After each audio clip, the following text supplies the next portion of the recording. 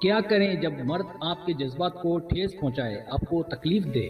تعلقات میں ایسی صورتحال کا سامنا بھی کرنا پڑتا ہے جب ہماری خوشیاں ہم سے چھننے لگتی ہیں اور وہ لمحات ہمیں بہت ناگوار لگتے ہیں۔ دیکھا گیا ہے کہ دو افراد کے درمیان باتیں کرتے کرتے اچانک پھوٹ پڑ جاتی ہے اور اس مرحلے پر ایک کہتا ہے اور دوسرا اس تکلیف سے گزرتا ہے۔ عجیب بات تو یہ ہے کہ کبھی کبھی کسی ارادے کے تحت کسی کے جذبات کو ٹھیس پہنچائی جاتی ہے اور ایسا ہونے کی وجہ تکبر، غصہ، احساس کمتری کا پیچیدہ احساس اور حسد ہوتا ہے جو تعلقات کے لیے تباہ کن ثابت ہو سکتا ہے۔ یہاں میں آپ کو تعمیری انداز میں اگر لڑکا آپ کو تکلیف دے، ٹھیس پہنچائے تو تعلقات کو قائم رکھنے کے 10 گر بتاتا ہوں۔ سبسکرائب، جو لوگ میری ویڈیوز کو شوق سے دیکھتے ہیں اور پسند کرتے ہیں ان سے گزارش ہے میرے چینل کو سبسکرائب کر دیں اور بیل آئیکن کو دبا دیں۔ اگر آپ ایسا کر لیں گے تو میری آنے والی نئی ویڈیو پلک جھپکتے آپ تک پہنچ جائے گی اور آپ کو میری ویڈیوز کو تلاش کرنے کی ضرورت پیش نہیں آئے گی۔ پہلا گر، اظہار کریں۔ اگر آپ کے جذبات کو، احساسات کو ٹھیس پہنچے تو اسے یہ بات پیار سے کہہ دیں، ملامت کے لہجے میں نہیں، تاکہ اسے آپ سے ہمدردی پیدا ہو۔ جتنا جلدی اسے بتا دیا کریں گی اتنا ہی آپ کم پریشان ہوں گی۔ اسے اس بات کا علم ہونا چاہیے کہ آپ کو کون سی بات اچھی لگتی ہے اور کون سی نہیں۔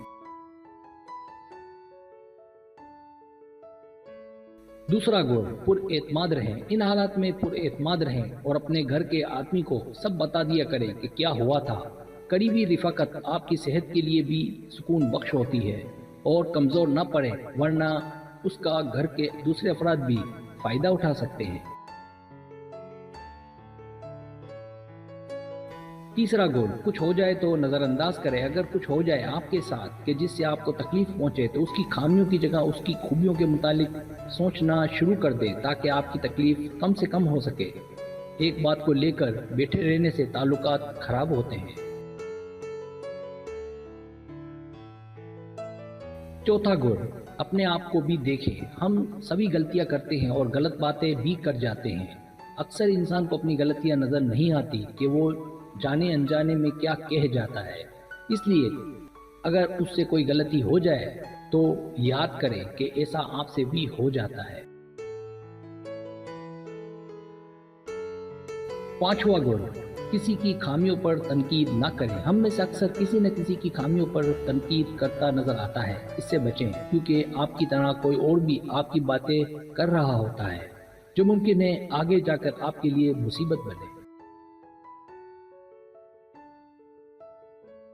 چھٹا گر، ناراض نہ ہو۔ اگر آپ کو کوئی بات بری لگے تو خاموش رہ کر بات چیت بند کر کے گھر کا ماحول خراب نہ کریں، بلکہ یہ بات کھل کر کریں۔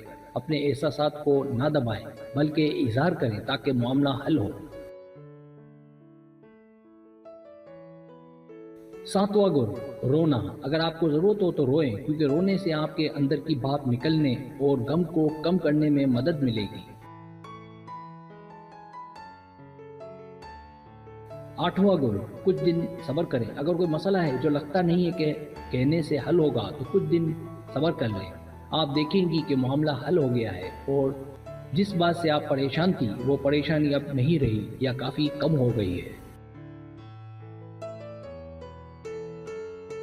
نواں گر، اپنے جذبات کو لکھیں۔ اگر کوئی ایسا نہیں کہ جو آپ کی اس تکلیف میں، پریشانی میں آپ کا ساتھ دے یا آپ کی سنے تو اپنی تکلیف کو اکیلے میں ایک ڈائری میں لکھنے کی عادت ڈالیں۔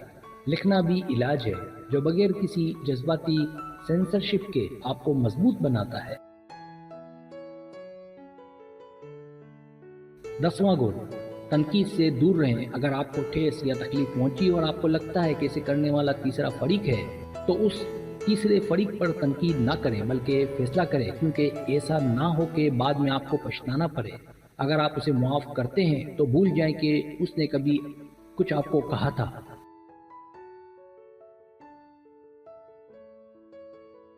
لیکن اگر آپ کو لگے کہ وہ اپنی حدود سے تجاوز کر گیا ہے تو اسے صرف اتنا کہیں کہ وہ اپنے کام سے کام رکھے۔ یاد رکھیں، تعلقات قائم ہونے کے بعد یا تو اس میں سما جائیں یا اس سے ہمیشہ کے لیے دور ہو جائیں۔ یہی تکالیف سے بچنے کا اور نجات کا راستہ ہے۔